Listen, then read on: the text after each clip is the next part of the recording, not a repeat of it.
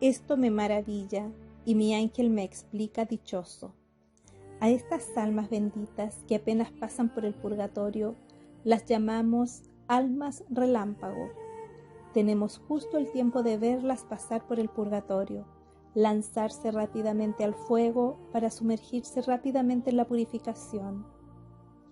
Luego entran casi inmediatamente en la Jerusalén celeste.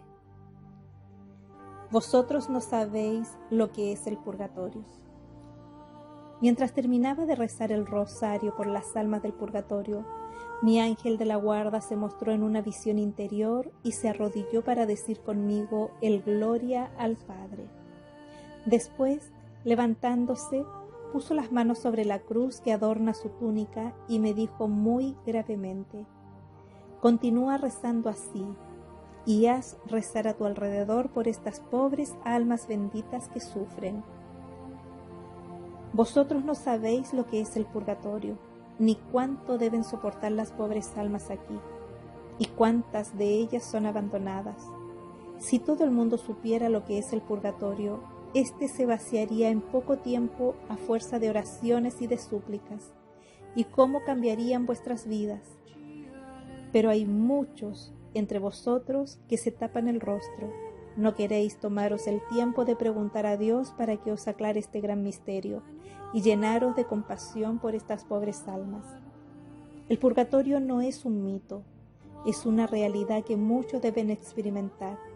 Queriendo negar su existencia, corréis el riesgo de pasar allí mucho tiempo, incluso de perderos para toda la eternidad. Y contemplándolo solo a través de vuestra imaginación, tenéis grandes posibilidades de experimentarlo cruelmente. Estas palabras me hicieron estremecer. El ángel se calló y me miró con una gravedad impresionante, manteniendo sus manos cruzadas, resplandeciente de una luz viva. Yo recé con él. Después le pregunté lo que Jesús quería de mí en esta cuestión. Pobre y miserable de mí.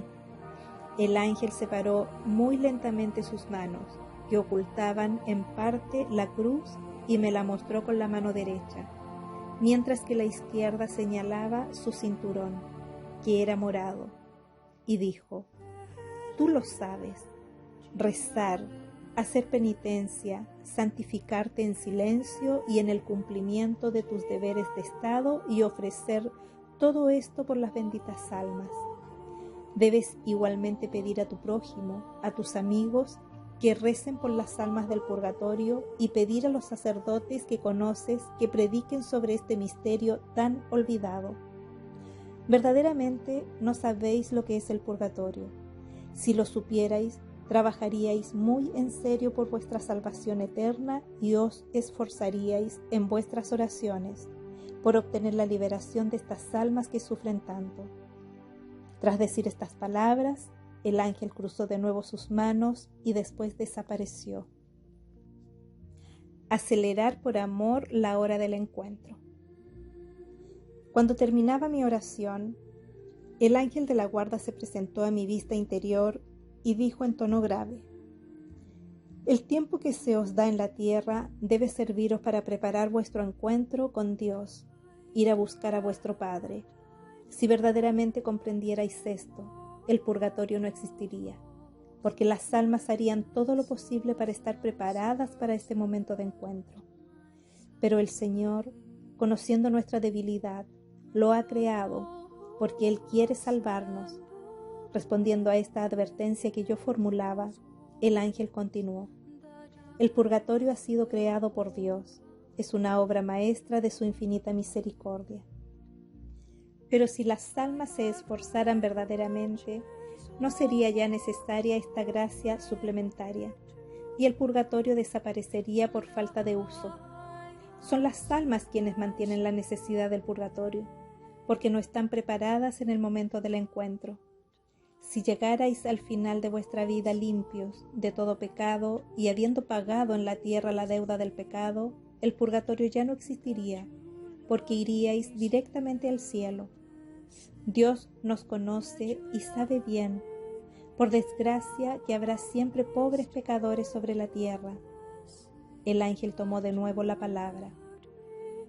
Deberíais esforzaros poniendo todo de vuestra parte para evitar el purgatorio e ir directamente al cielo después de vuestra muerte. Si supieras lo que es el purgatorio, haríais todo por evitarlo y aprovecharíais el tiempo que se os concede para adelantar, por amor, la hora del encuentro con Dios. Yo le pedí entonces que me hiciera saber lo que es necesario para adelantar esa hora del encuentro con Dios, de manera que el purgatorio no sea evitado después de la muerte.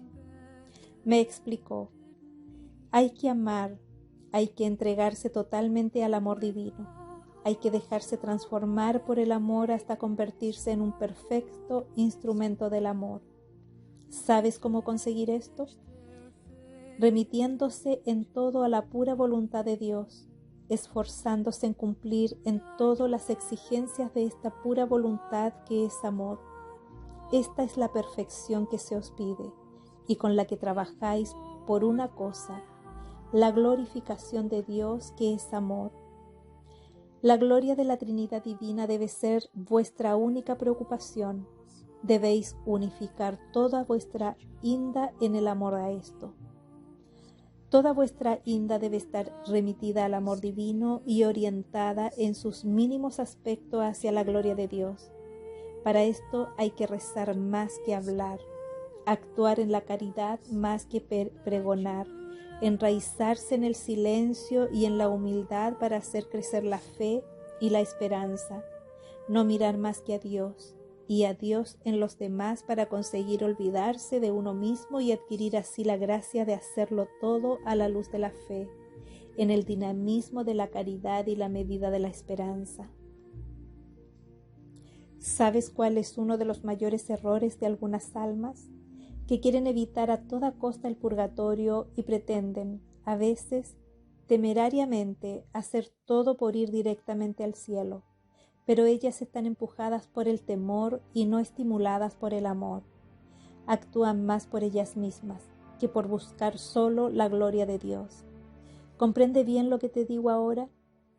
El único medio de evitar el purgatorio no es hacer todo por evitarlo, sino hacer todo para ir al cielo.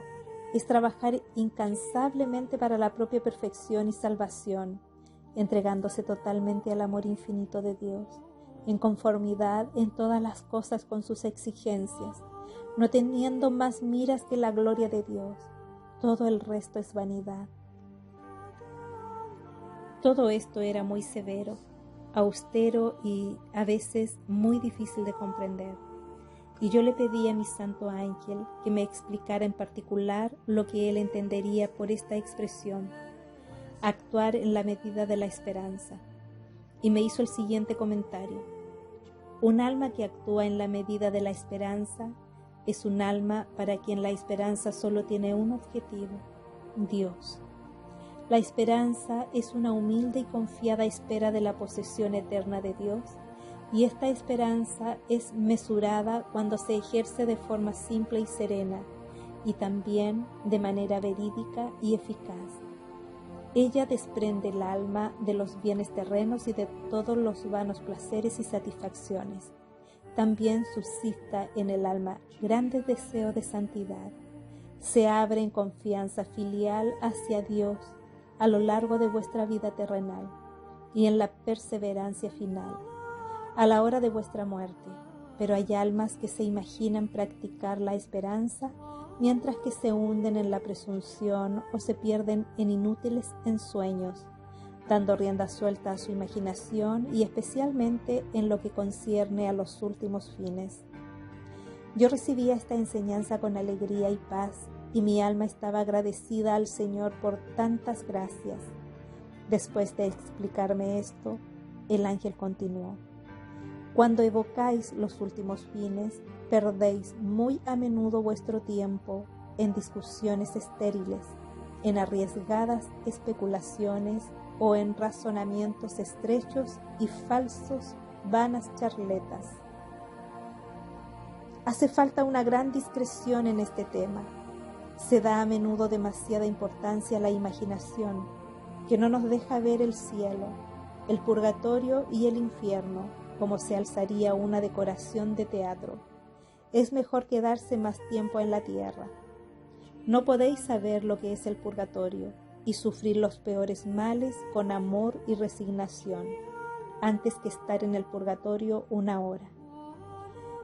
Una hora de purgatorio es terrible, es más largo que un año con grandes sufrimientos en la tierra, y los dolores más atroces en vuestra inda en la tierra son unos bálsamos al lado de aquellos que soportan los pobres y benditas almas del purgatorio.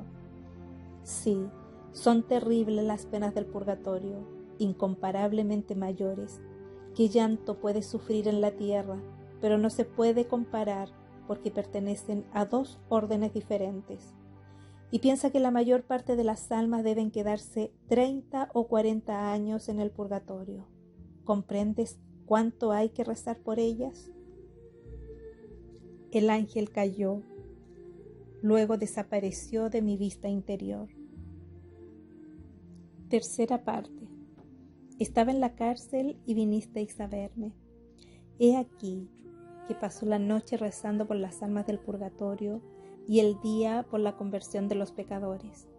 La práctica de la oración por la liberación del purgatorio es, después de haber rezado por la conversión de los pecadores, la más agradable a Dios. El santo cura de Ars. No seáis curioso. Estas son las palabras que me dirigió un alma. Al término del gran conocimiento que el Señor le permitió ofrecerme sobre el purgatorio. Esta alma expiaba allí faltas graves desde hacía mucho tiempo y se me manifestó varias veces para que yo rezase e hiciera rezar a los demás por su liberación. Esto es lo que me dijo. No intentes escrutar nunca el designio de la justicia divina. Muchos hombres se hacen preguntas sobre el número de los elegidos e inciden con ello en el camino del error.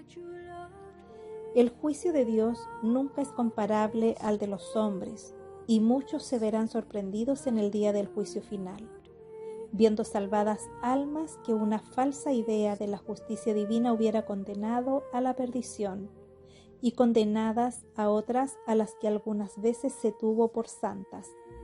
No seáis curiosos, rogad por nosotras que tanta necesidad tenemos de vuestra caritativa ayuda, de todas las buenas acciones de vuestros sufragios. Aprende bien esto y hazte una regla estricta. Por la misericordia infinita de Dios, hay ciertamente muchas más almas salvadas que condenadas, pero hay que rezar siempre por los difuntos, por muy brillante que haya sido su reputación de piedad e incluso de santidad. De lo único que podemos estar seguros es de que un alma que ha sido beatificada está en el cielo. Para todas las demás almas, incluso los llamados siervos de Dios, no hay una regla general. Muchos están aún en el purgatorio dolorosamente, pues nadie se ríe de la justicia de Dios. Así, mientras el Señor te lo permita, no dejes de rezar por aquellas almas cuyo proceso de beatificación está abierto. Varias están con nosotros, y esas oraciones las ayudarán y consolarán. Alabado sea Jesucristo, nuestro dulce Salvador. El alma desapareció tras esta invocación.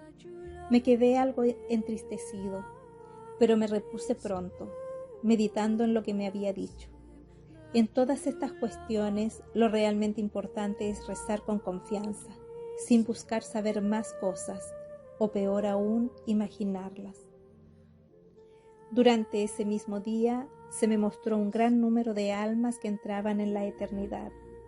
En el purgatorio, la mayoría, pero también muchas, desgraciadamente, caían en el abismo de la condenación eterna.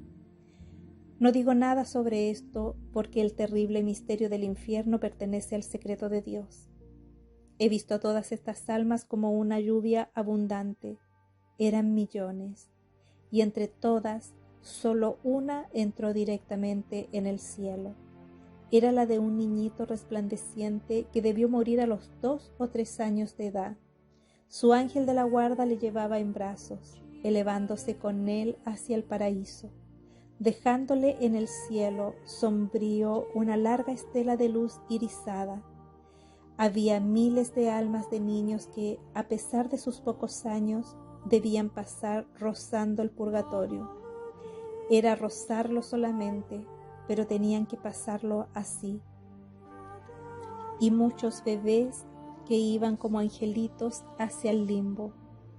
Entre las almas que iban al purgatorio he visto a personas de toda edad y condición, niños de 5 años o poco más, adultos, adolescentes, personas de edad, etc. Vi sacerdotes, religiosos, monjes, políticos, obreros, artistas, pobres, ricos, de todo. Era emocionante. Había miembros de mi propia familia y también toda clase de personas que conocí en otro tiempo, lo cual me causó a la vez un dolor vivo y un alivio profundo. Los juicios del Señor son insondables y se equivoca uno a menudo queriendo juzgar temerariamente la suerte eterna de personas que se han conocido mucho. Los juicios del Señor no son comparables a los nuestros. Él juzga en su sabiduría infinita. Y nosotros, según nuestra visión humana, a menudo tan limitada. También se me mostró que santos oficialmente canonizados han pasado por el purgatorio, y tuve la alegría de conocer a otros que fueron derechos al cielo.